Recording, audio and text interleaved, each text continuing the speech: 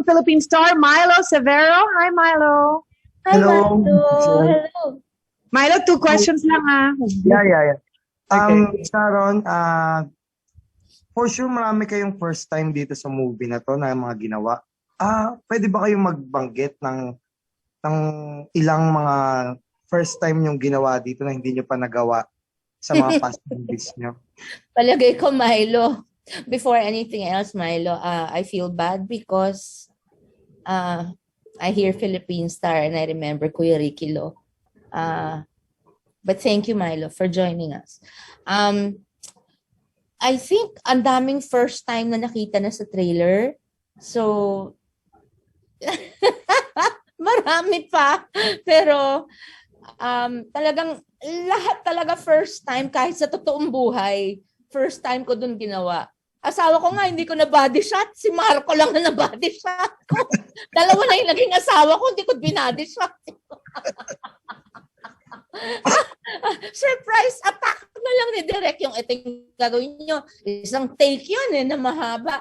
Sabi ko, Mega kwento mo yung Ilahin mo na yung body shot, kwento mo after ka nag-body shot, lumapit ka sa akin, sabi mo, Direk, totoo pala yung tequila. Ngayon lang ako nag-tequila in my whole existence. Sabi ko talaga ba? Hindi ko kaya yung tequila. Hindi naman in my whole existence. Pero yung diniretso kong ganon, kasi noon hindi, I really don't drink because I have an aversion to alcohol. I actually don't understand bakit gusto ng tao yung alcohol.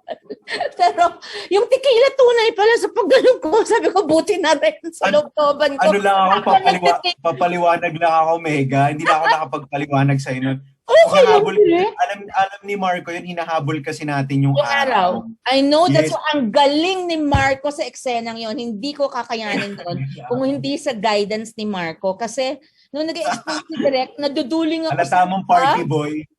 Gagawin ko to? Para nandun pa ako, hindi pa ako nawawala. Ito na, kaya na mag-take, tataas na yung araw. So, Marco, you just carry me, I'll just follow you. Okay? So, ginawa namin in one take. That was all one take. Thank you. Yes, Thank yes, you, yes, God. yes. Thank you, At Marco. hindi ko napalitan yung tequila bottle ng That was a good thing, actually. Kinailangan ko. Nakatulong sa lakas ng loob. After nun, grabe, sobra. Pati yung shisha moment, naku, abangan nyo yun. Direct na ubusan nga. Wala nga lumalabas na usok doon sa shisha ko. Pero, grabe. Kasalanan ko lahat yan. You know, direct meron naman akong vape, pero zero nicotine. Zero. Zero. Kesa ilagay ko dito lechon, hindi pa vape. Mga flavor lang. Kesa kumain ako ng strawberry shortcake. Strawberry flavor lang. Ganon. Pero direct, grabe experience yun. Lahat yung never ko pa nag-go. Pawi! Buti na lang malinis sa katawan to si Pao. Nag-scrub ako ng katawan nun, syempre. Hindi pwedeng hindi. Sira! Yun, pero enjoy. Na parang, di ba nung pinanood natin direct? Ha? Nakatatlong ligo ako before that day. Grabe lang yun, grabe. Grabe lang yun. Pero, So, kung may first time ang yun, galing ko, grabe. Ginaid mo ako, grabe. Di ko kakayanin.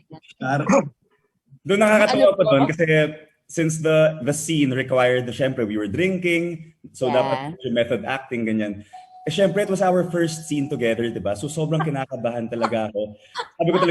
Sabi ko, Direk, okay lang ba kung mag-shot ako ng konting tequila? Pampagana lang, pampaboost lang. Tapos sabi ni Direk, sige, gawin mo kung anong gusto mong gawin. Tapos I didn't know na yung tequila pala na iniinom ko, same tequila na binigay sa'yo.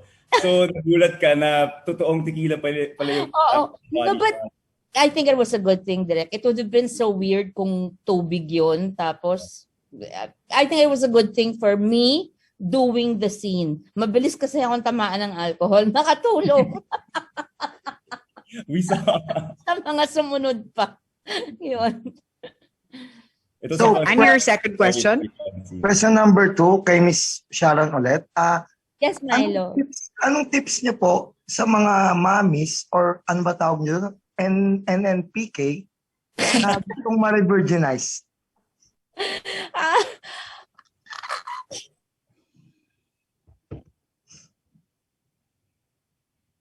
Ano, wala. Okay, Milo, I think nagkaroon ulit ng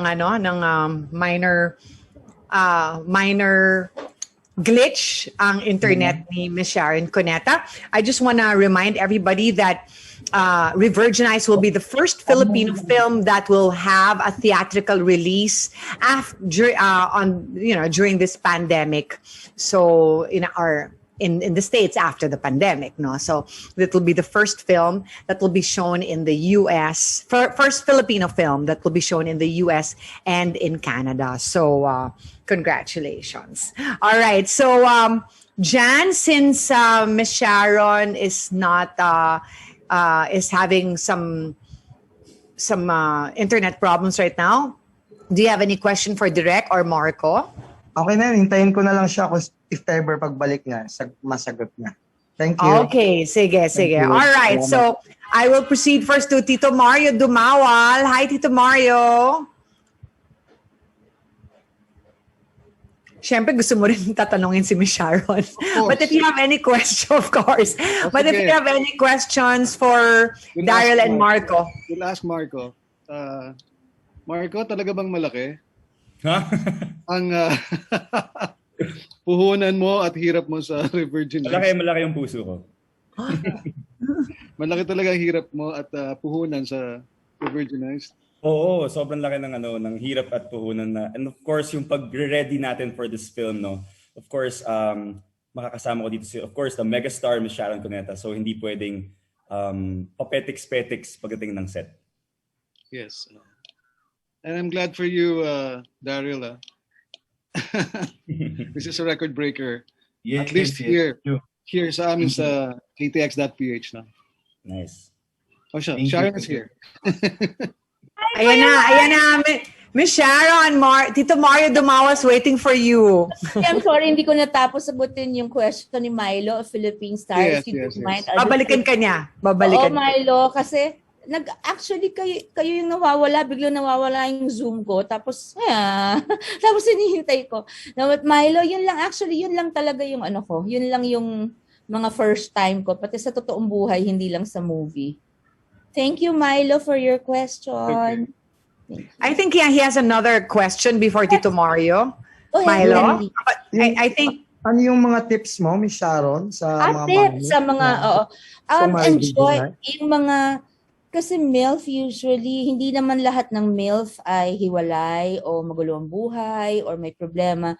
Minsan merong napakadesenteng mommy na buo ang pamilya, pero mukhang dalaga pa rin or mukhang, pwede pa si mommy, may asim pa, parang gano'n.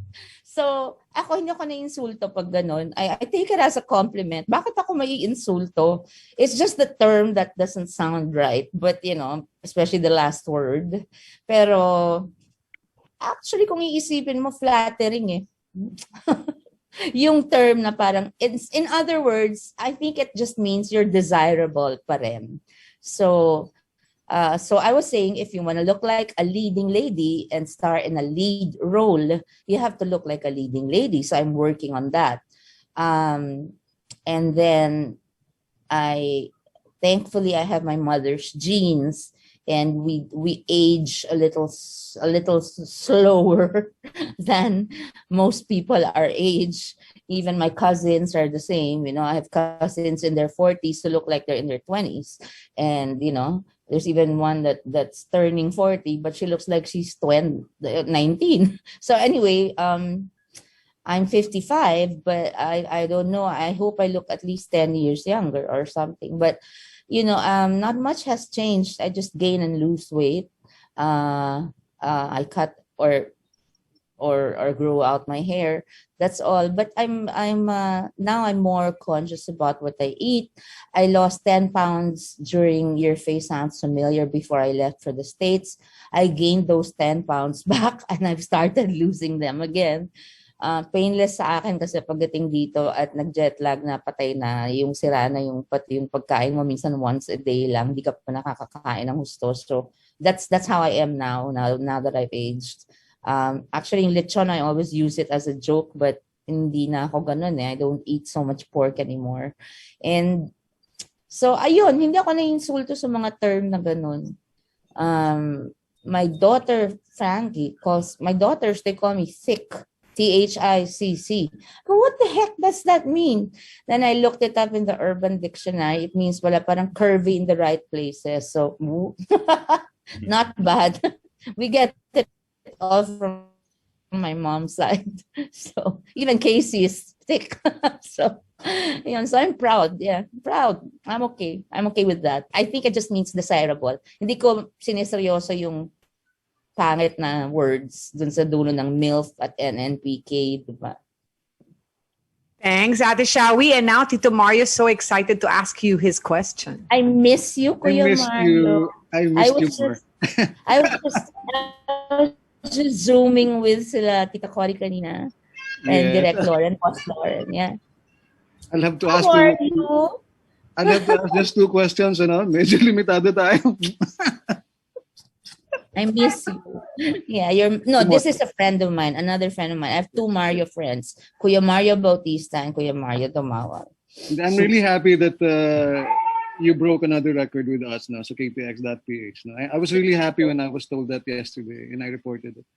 Talagang na-feel ko yung fulfillment mo sa moving it. I was so happy and I was emotional at the same time. I was teary-eyed. And kanina, hindi ko napigil uli kasi I haven't heard that term in a while.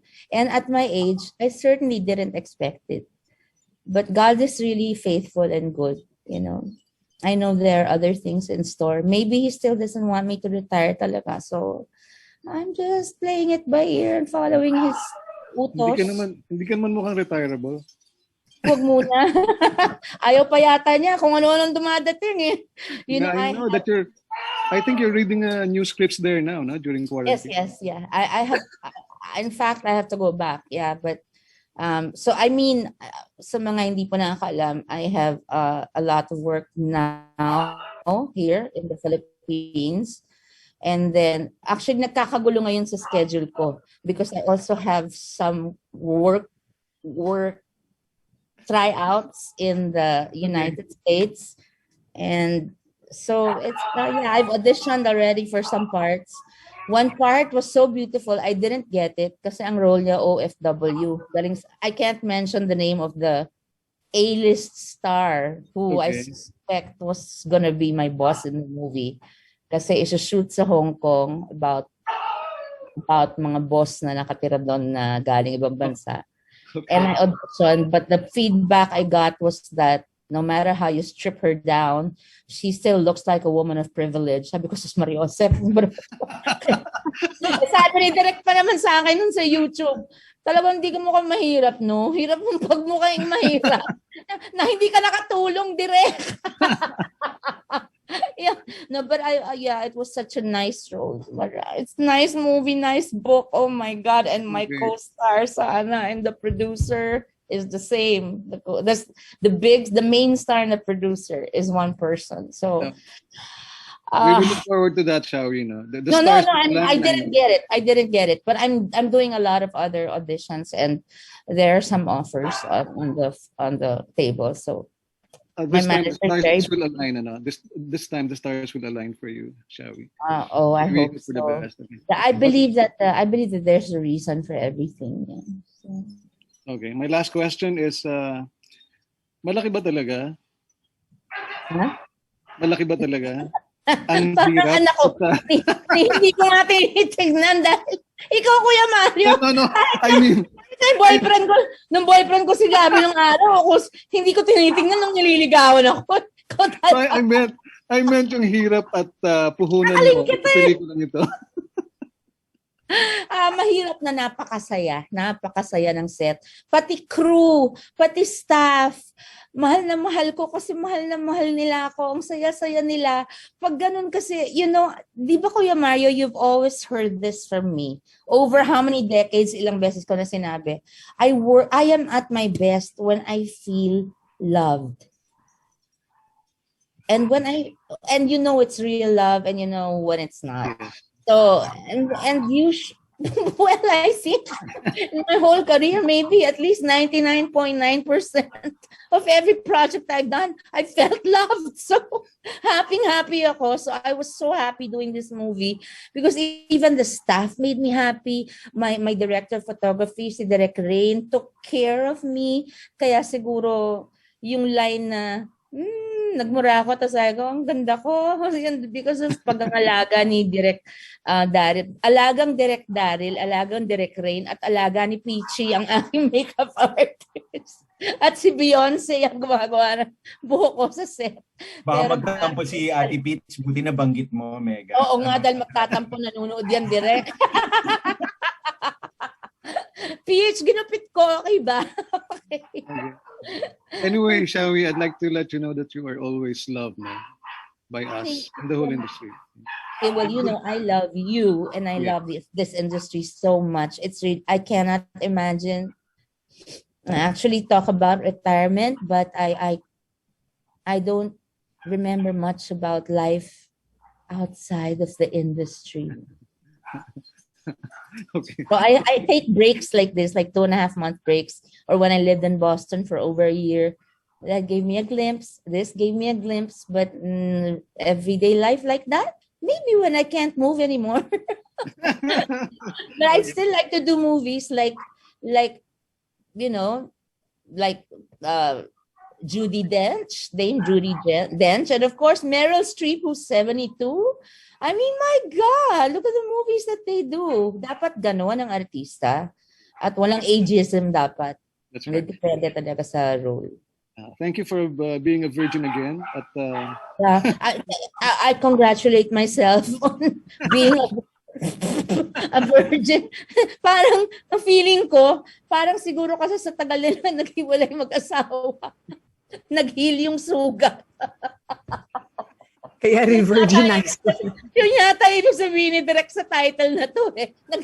okay. Sumara ko Salamat. na. Salamat sigla mo yung industriya natin. Giselle, thank you so much. Thank you, Dito Mario. And now let's have Janelle Esteliore of Cinema Bravo, followed by Kate Adahar of Random Republica, and Dave Achondo of Mindanao Gold Star. Hi, Janelle. Hello po, good afternoon. Good afternoon. What's your name, sweetheart? Sorry? Jonel po, Jonel. Jonel. Connell, nice to meet you. Hi, nice to meet you again po, Miss Sharon. Ang question ko po, the role you play in the movie Carmela seems to feel trapped in life. Have you ever feel that you were trapped in life? And how do you get out of that feeling? Have I ever? That's a good question. Well, Carmela first. Carmela did not know, I think, that she was trapped in her life kasi she was sincerely, truly in love with her husband. Tapos siya yung iniwan. And she had a daughter na who was in school naman. So biglang mag-isa na lang siya. Best friend niya si Osang. So hindi niya yata na-realize hanggang dinala siya ng inaanak niya dun sa party na yon. Because the whole movie takes place over a weekend. At ang dami nang nangyari. Doon niya nakita, ito palang buhay na, syempre, ang hirap naman ipakita lahat ng na-miss niya sa loob ng 2 oras, no? Pero, at lalo na sa isang weekend. Pero, yun yung nangyari sa kanya. Ako,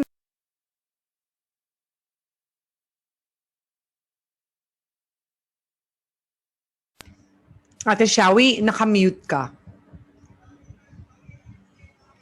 You have no audio. paano nangyayari yun? Yun, ayan na. Now you hear me? Yeah, I think your internet is fluctuating lang. It That's is. why. I think it is. Yeah. But up to where did you hear? I think yung trap na lang. In real life ako, I think Carmela didn't know she was trapped until, kasi in love siya talaga sa asawa niya, tapos may anak sila. Until she was happy until iniwan siya. So I think that was when, nung dinala siya ng inaanak niya doon sa party, that was when she realized that she had missed out on so much in her life, and thankfully she was still given another chance with Morph. But in real life, yes, I have felt trapped. I have.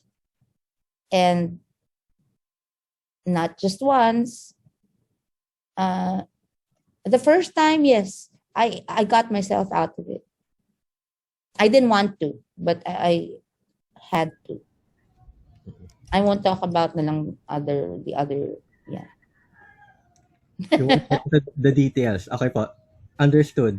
Ang Yes. last question ko naman po, how would Revirginize teach people to find the strength to move on and to pursue their dreams? They will have to watch the movie. Truly. I think you see a lot of it sa Donnell, sa trailer. You will see a lot of it already. Pero pag pinanood yung movie, especially when you hear the last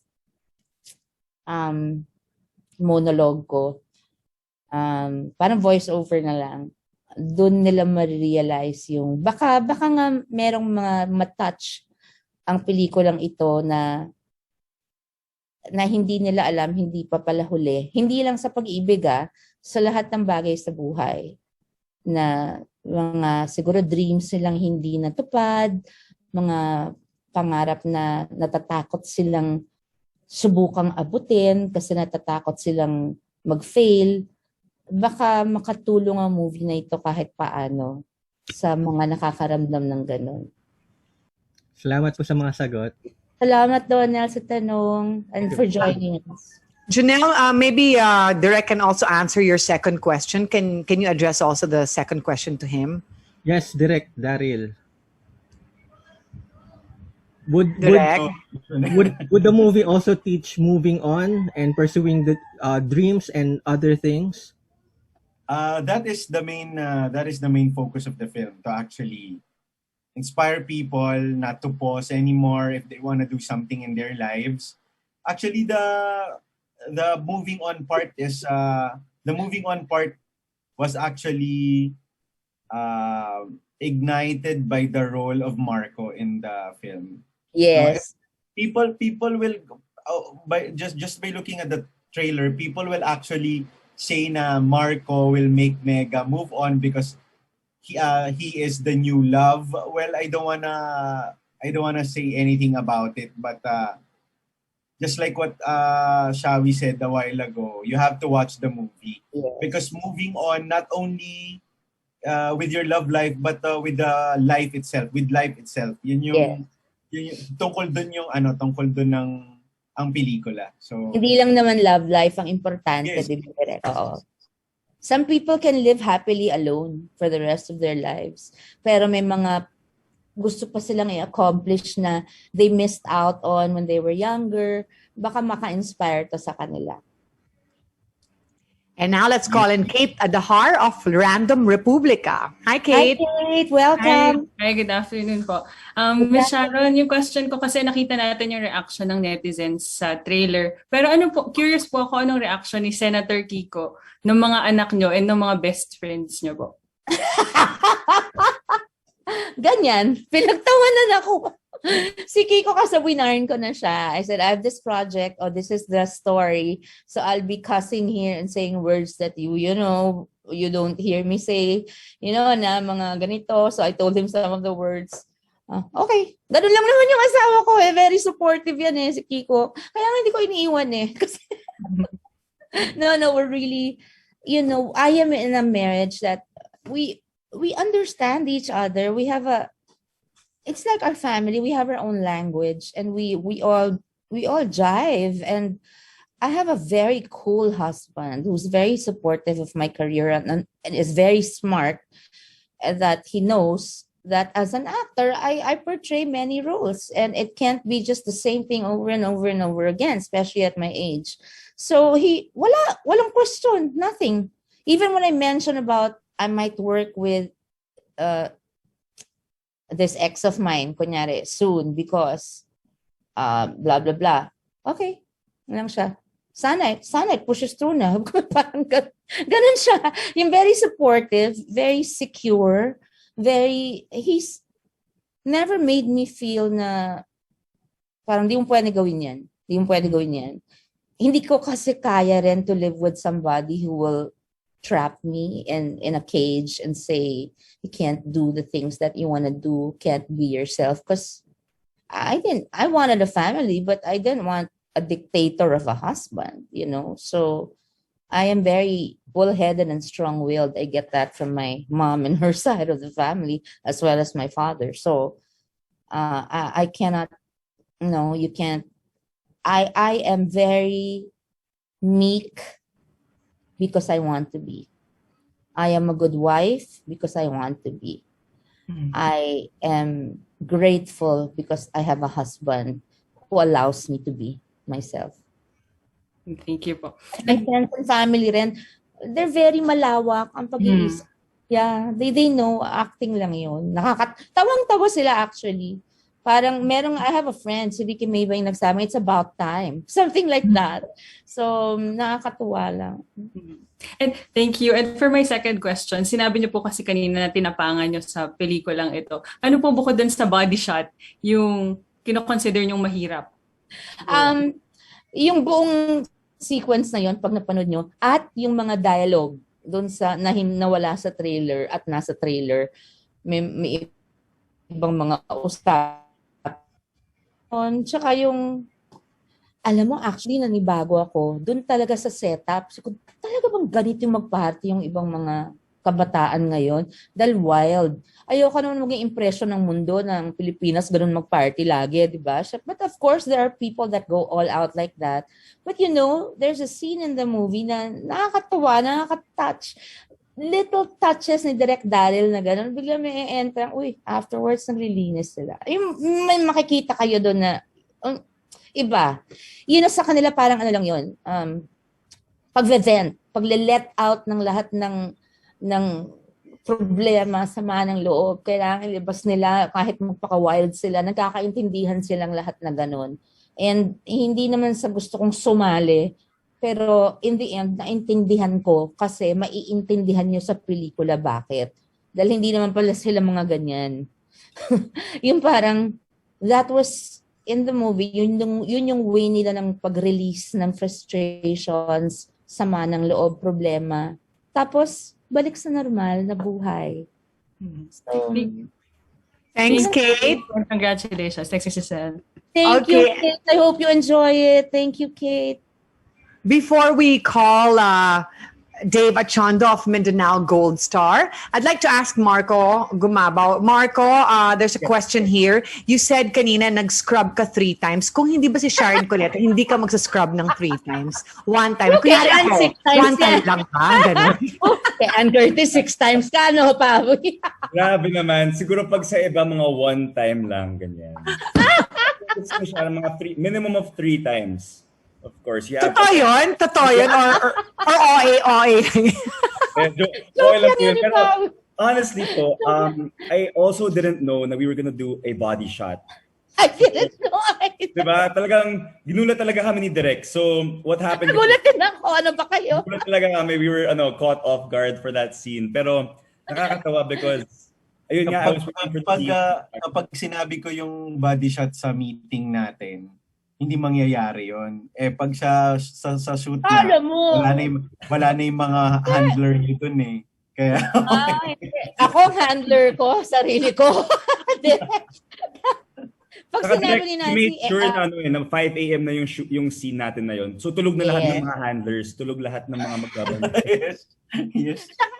Wala na kaming choice. Tsaka pwede naman kaming humindi. Pero it was part of the ng yun nung montage na, halos montage, na hindi kompleto kung wala rin. Oo. So Ate Shawi, hindi pala siya nag-scrub.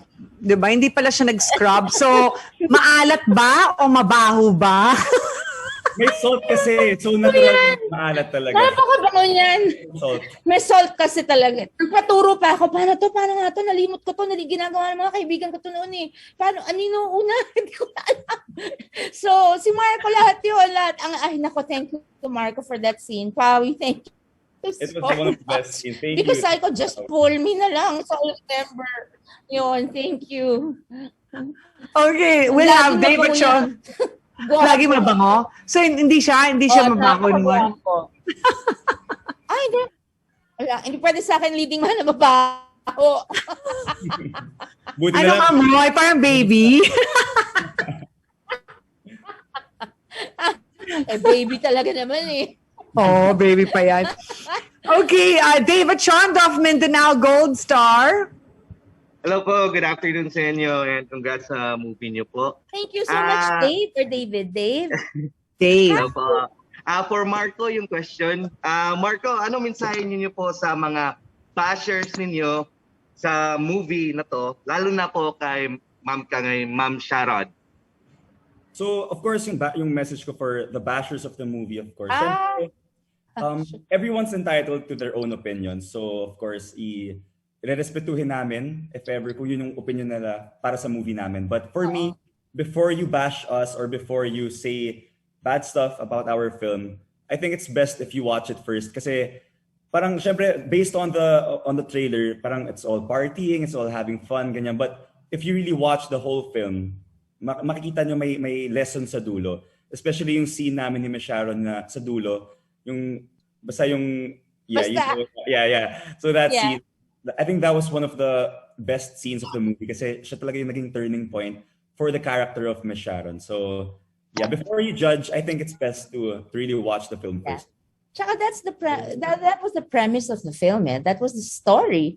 So, nagkataon lang kaming kinast, ako at si Marco. And because nga mas matanda yung babae at mas bata yung lalaki, di kami napili. Pwede namang ibang napiling artistang babaeng older, pwede rin younger na ibang artista na lalaki.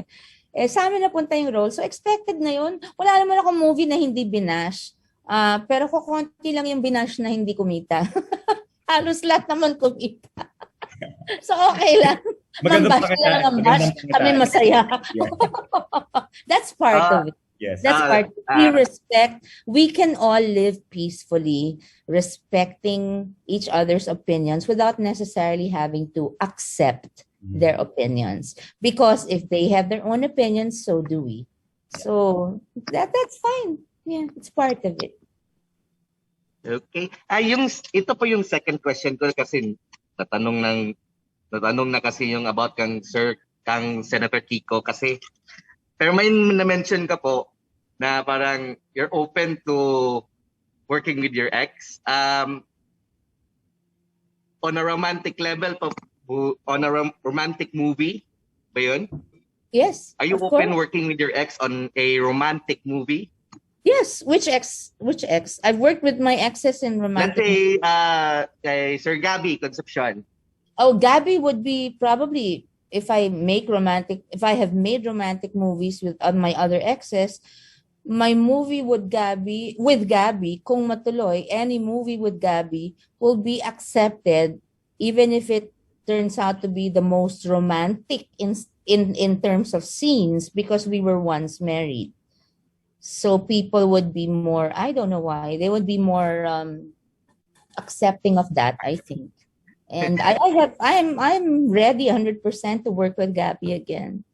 Wala namang kaming bad blood. And you know, no matter what we do, no matter what we say or don't say about each other, he'll always be Casey's father. We were a family once too, you know, and I carried his name once, and he will always be connected because of our daughter.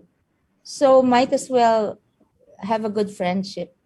And I'm very happy that he's happy with his life now, his marriage, his family. And I'm happy being married to Kiko and having my family. And our daughter has grown up into a responsible adult, so a successful one at that. So, you know, I think a good friendship, to have and maintain a good friendship with Gabby would be very, very good, not just for the two of us, but for Casey as well. But also, I know, because I started in showbiz with Gabby, in the movies with Gabby. I know that we have a following that grew up with us. I know that probably, although I've had and Richard than some Gabby movies, kasi nag-stop di ba, yung pag-prepare sa amin. I think a lot of people are waiting for that reunion movie, and I'm one of those people. So I just hope before I retire that we are able to come up with a movie. maybe even do concerts. I don't know, because he does concerts. We can do so much together still, you know. We are still Sharon and Gabby. So that's nandiyan na yun. I think that will be in the history books, in the annals of Philippine movie history. So I do not want that to be erased. I'm proud of that team up. And I'm glad that I'm glad that although our marriage didn't work out, that what happened happened, because it started out with very real love, and that's why we had a baby and a family. So even if it didn't end well, it started out well, and to me it was real. I know it was real. That's important. I unfortunately cannot say I'm sure about that with some other people I've fallen in love with who are also in the business. Not some, maybe one or two. But with Gabby, at least I know in the beginning it was real, very real. We were just too young. Yeah. So I'd love to do movies with him again. It wouldn't be a problem. We're both very happy, married and settled. So I hope mawala na yung mga intriga. Hindi naman kailangan. Thank you, Dave. Thank you po. Salamat. And congratulations So much for po. your question. Thank you so much, Dave. I hope you enjoy the movie. Thank you All po. right, so let's have Eugene Assis. He's so excited to ask Kuya you, Ate Shawi. Eugene! Long time! Eugene, where are Yes. you? Ayon. Where art thou? There. Where, Alright. Kuya? Oh, hi! Hi. Oh my God! Hi. Long time no see. Miss Diyos you very ko. much. Ang tagal ng COVID na to. Hindi tayo magkita in person. Okay. Oo nga. Oo nga. Anyway, kanina parang nabitin ako dun sa kwento mo about yung sa Hollywood, yung sa US, and nabanggit mo si Casey dun sa last question. Could you share to us kung ano lang yung pwede mong i-share about yung naging bonding yun ni Casey and yung reaction niya about this movie, yung role mo sa movie? You know what? It's funny because she's in LA now. Nauna ako ng matagal. Pero LA is a very, very, very big city. There are counties. And she was in LA County and I was outside. And she was busy and I was busy. So hindi kami nakita. And nung dumating siya, halos paalis na ako. So hindi kami nakita. Ganun kalaki at maraming, ganun kaano. Pero before I went to the States to lick my wounds because I lost the movie, Casey knew because we kind of have the same manager who has been a producer also for 20 years. She's Phil Am. And so Casey knew. And she felt very, very bad for me because she was so proud. She knew about the project. Excuse me, and she was so proud that I was able to get the part. And then just like that, parang aalis na ako bukas. Biglang hawak ko na, biglang may kumuhang ibon, nilipad. So parang ganon. It was really a misdiagnosis. Na false positive ako ng lab na yon. At gusto ko lang linawin, I respect the frontliners. Ang masakit, alam mo ba, yung nag-test sa akin that day, dalawa sila na babae, na nurses. I prayed for them pa. We prayed together kasi sabi ko, nakakaawa naman kayo. I feel so bad that you have to go to people and to companies na you're risking na baka mahawa kayo kahit anong ingat ninyo. So we prayed together pa before they left. So it's really not the fault of those nurses, those very nice nurses na kumuha nag-swab sa akin. But I think the lab has to really, that lab, you know who you are. You start with an S. And it's not Singapore Diagnostics because they're good. It's not. It starts with an S. But please check your equipment. Double check because you made 1, 2, 4 mistakes with me and my people here. Me, Peachy, who was supposed to come with me, and then my yaya and my masahista.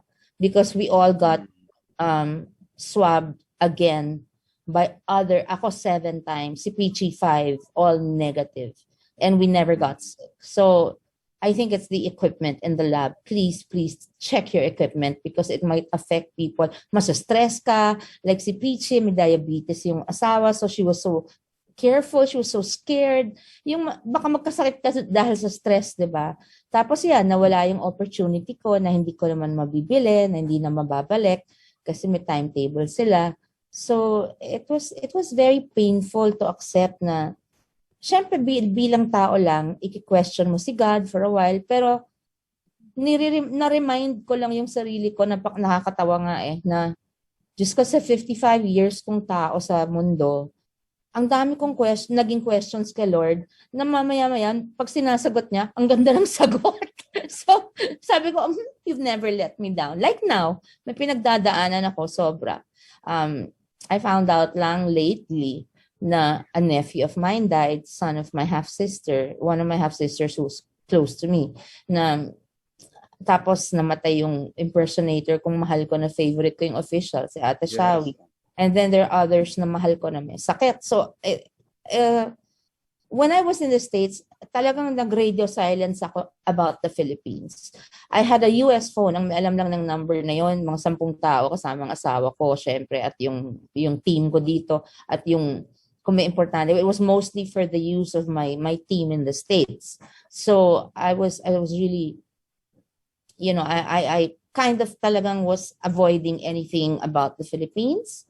So I got all this news. Everybody was not allowed to tell me what was happening here except for my family's health. Siyempre, yung pagpamilya ko na kung ano nangyayari. Pero yung nangyayari sa Pilipinas, except for sa nangyayari sa Delta virus, dahil kumusta ng COVID dyan? Siyempre, you're concerned because your family and your friends are here. Yun lang ang alam ko. Pero hindi ko alam hindi ko binabasa yung messages ko sa phone ko. Pati emails ko. Ang dami kong na-miss na emails na importante.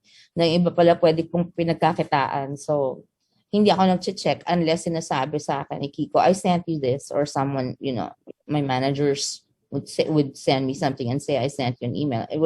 I was very guarded and nagpo-post lang ako sa IG at sa FB. Tapos minsan sasagot ako tapos off na. Parang off na. I just wanted to not lose touch with my Sharonians. Pero the rest of it, ganon. So, yun. Sorry, nawala yata ako sa question mong una. Anyway, you were talking about the Jockey project, right? Was that yes, it? yes. Okay. I was one of the only two female leads. Wow. I was, and I got that role. And it was actually just, it was offered to me. And and then it was, I was so proud because it's the first all Filipino cast. All alam mo, ako lang actually yung artistang ililipad from the Philippines. Ang buong cast, Filipino, pero Phil-Ams or Phil-Canadians na. So they were all there. I was the only one. And we would Zoom with the director, with Joko, and I can't. With my namesake, si Eugene Cordero, I heard. Eugene, yes. I Zoomed with Eugene because we were talking to the location coordinator, the travel coordinator. We were given our packets, we were ready, all that.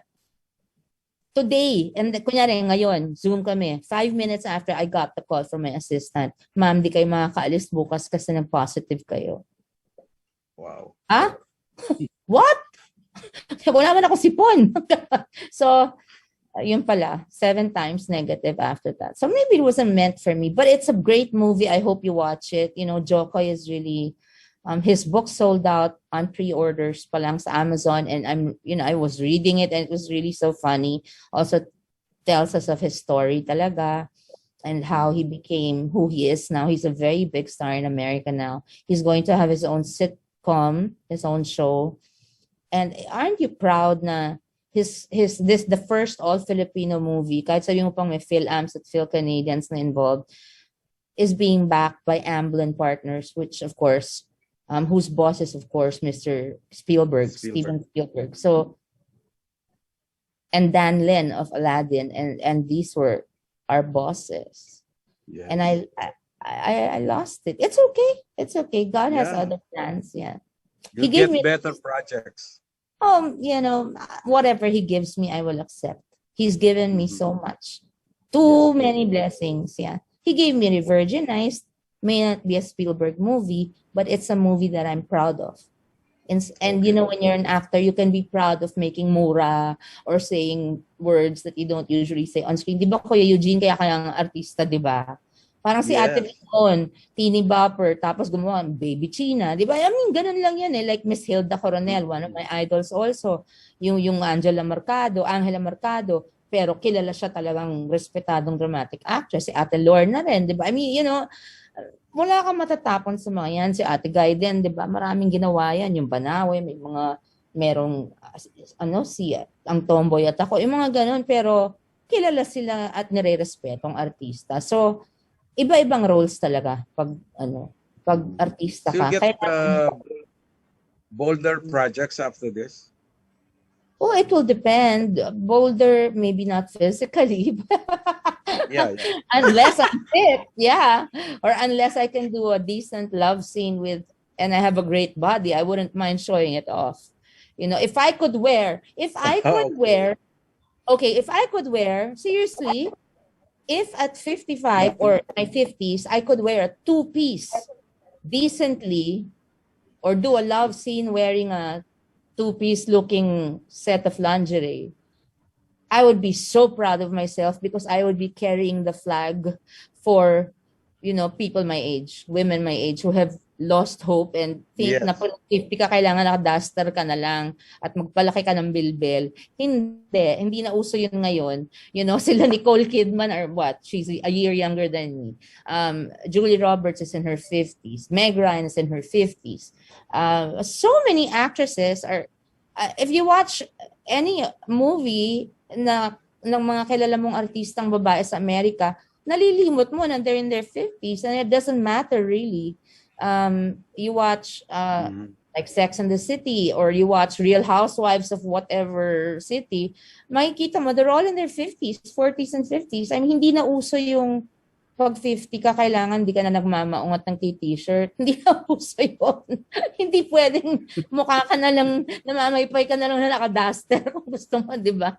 I mean, kung gusto mo, okay lang. Pero kung hindi kailangan na yun lang, there are options now, di ba? So, I mean, why not age gracefully as well as you can, you know? And kung kaya mo pagawa ng kahit plastic surgery, I have nothing against it. Although I haven't done anything to it. It's all the same, you see. I still have my eye bags and my nose is the same and I still have wrinkles. So, Hindi mo kailangan yun. Hindi pa. Pero nag-ipon ako. Kasi kung gusto ko magmukhang leading lady. Pero ayoko naman magmukhang 30 pag 70 na ako. Napaka-abnormal. Wag na. Thanks, Eugene. Si Sharon. Higit sa lahat, kuya. No, thanks. Medyo mahaba. Love you. Miss you, kuya. Thank you very much. I miss you. Thank you. I miss you. Thanks Sorry very po, much. Giselle, napapahaba pag kaibigan ko eh. No problem. Ate